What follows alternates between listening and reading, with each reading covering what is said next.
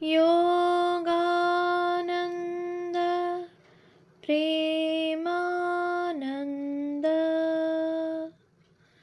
चान्ये बोह्ये च पार्षदाः रामकृष्ण गतप्राण सर्वं तं প্রণমাম্যহম।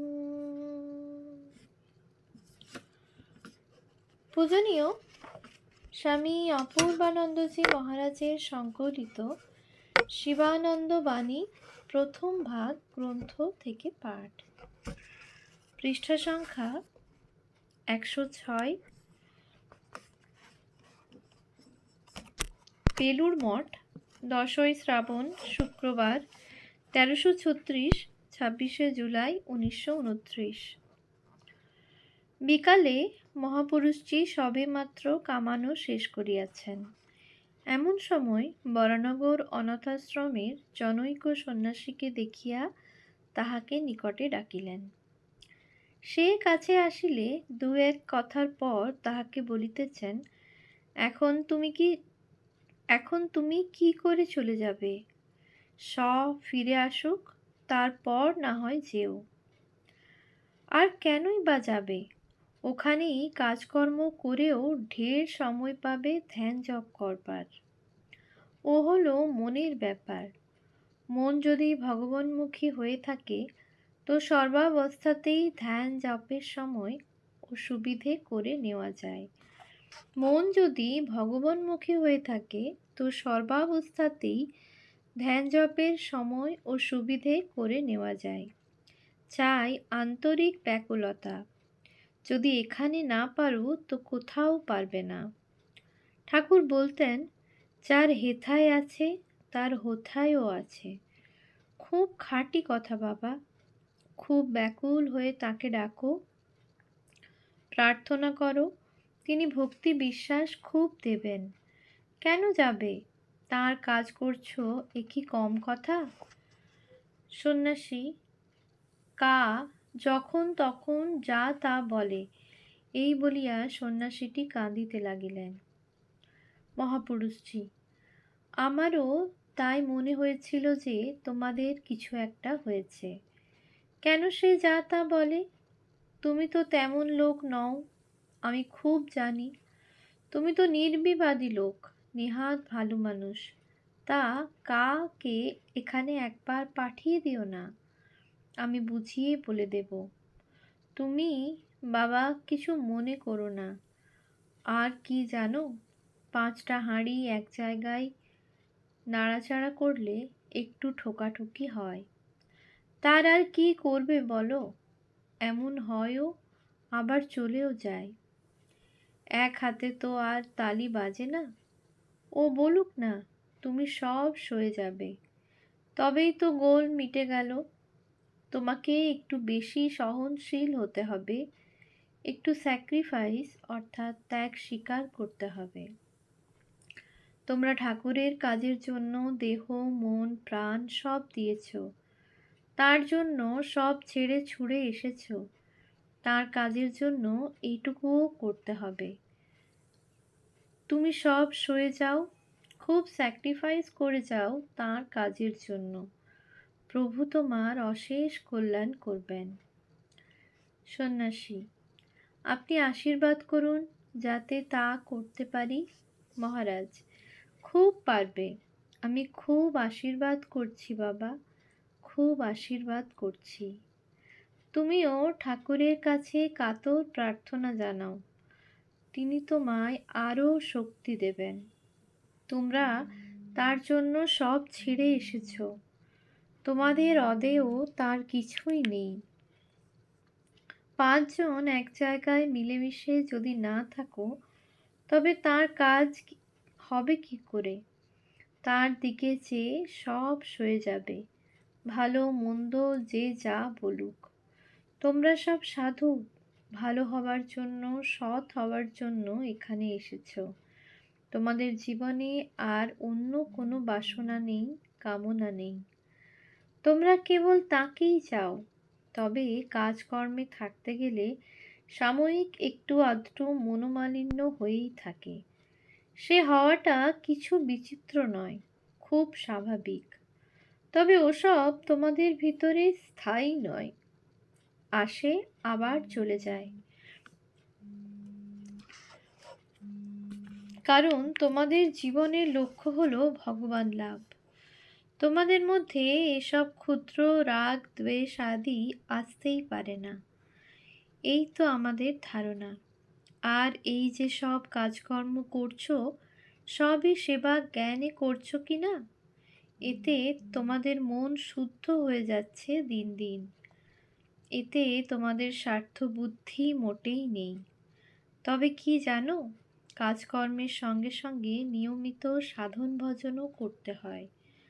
যখনই সময় পাবে বসে জপ করবে, তাঁর ধ্যান করবে আর প্রাণ ভরে প্রার্থনা করবে। যখনই মনে কোনো রকমের দুর্বলতা বা অভাব বোধ আসবে, তখনই ঠাকুরকে জানাবে। খুব ব্যাকুলভাবে ডাকলেই তার সাড়া পাওয়া যায়। তার নাম খুব করবে। নামে দেহ মন শুদ্ধ হয়, মনের ময়লা ধুয়ে যায়। তোমরা সাধু হবার জন্য সব ছেড়ে ছুড়ে এসেছ। ভগবান লাভই হলো বাবা তোমাদের জীবনের উদ্দেশ্য। তোমাদের আদর্শ হলো তুল্য নিন্দ্যা স্তুতির মৌনি সন্তুষ্ট এন কেনচিৎ। নিন্দা স্তুতিতে সমভাব, নীরব থাকা এবং যা জোটে তাতেই সন্তুষ্ট হওয়া, এই অবস্থা। তোমরা তাঁর ভাবে থাকবে। কে কি বলল না বলল তাতে তোমাদের কি? কথাগুলি শুনিয়া সন্ন্যাসীটি খুব আকুলভাবে কাঁদিতে কাঁদিতে মহাপুরুষটির পা জড়াইয়া ধরিয়া বলিল, মহারাজ, এই আশীর্বাদ করুন যাতে নিন্দা স্তুতি সব এক হয়ে যায়, যেন তাতে মগ্ন হয়ে থাকতে পারি। মহাপুরুষজি তাহাকে যতই সান্ত্বনা দিতে লাগিলেন, সে ততই আকুল হইয়া করুণ স্বরে বালকের ন্যায় রোদন করিতে লাগিল। মহাপুরুষজি বলিলেন, খুব হবে বাবা, তোমার ওই অবস্থা নিশ্চয়ই হবে। ঠাকুর তোমায় কৃপা করেন বলেই তার কাছে টেনে নিয়ে এসেছেন। অল্পক্ষণ পরে অত্যন্ত স্নেহের সহিত বলিলেন, এখন একটু ঠাকুর ঘরে যাও, ওখানে বসে জপ করো ও প্রার্থনা করো। তাতে দেখবে মন অনেক হালকা হয়ে যাবে। পরে ঠাকুরের একটু প্রসাদ নেবে, আর যখনই ফুরসত করতে পারবে মাঝে মাঝে এখানে আসবে।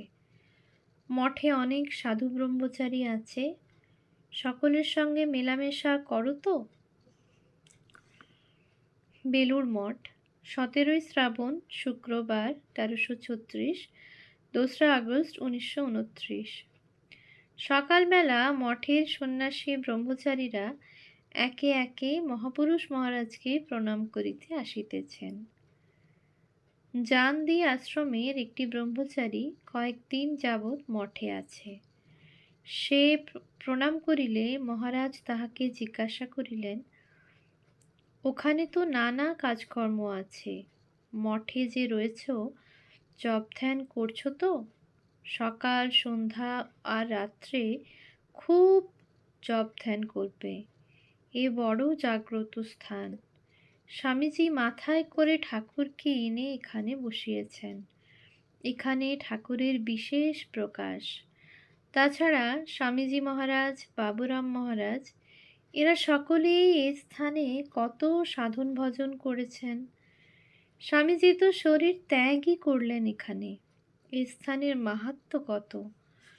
সাধন ভজনের এমন অনুকূল স্থান আর কুত্রাপি পাবে না। জমাট বাঁধা ভাব এখানকার। কত ধ্যান, জপ, পুজো, পাঠ, কত নাম কীর্তন এখানে হয়েছে ও হচ্ছে। কত ভক্ত সমাগম, কত হোম, কত কি। যে কদিন এখানে আছো খুব ধ্যান জপ করে আনন্দ লাভ করে যাও। যত ধ্যান আদি বেশি করবে তত এই স্থানের মাহাত্ম্য বুঝতে পারবে। তোমরা ঠাকুরের ভক্ত, তাকে ডাকলেই তার সাড়া পাবে, প্রাণে আনন্দ পাবে। ব্রহ্মচারী: কত সময় মনে কত প্রশ্ন ওঠে, আর মনে করি সে সব আপনাকে বলি। অনেক সময় মনের সন্দেহও উপস্থিত হয়, কিন্তু আপনার সামনে এলেই সব ভুলে যায়। মনে হয় যেন আমার কোনো সংশয় নেই, সব মিটে গেছে। আপনার কাছে এলেই নিজেকে পরিপূর্ণ বলে মনে হয়। মহারাজ সস্নেহে: কি সন্দেহ মনে ওঠে বলো না। যখন যা মনে ওঠে বললেই পারো। তবে কি জানো, সব সংশয় নিজের অন্তর থেকেই সমাধান হয়ে যাবে। ঠাকুর তো আমাদের ভিতরেই রয়েছেন, তিনি হলেন সকলের অন্তরাত্মা। সব সন্দেহ তিনি অন্তর থেকে মিটিয়ে দেন, অবশ্য তাকে জানাতে হবে।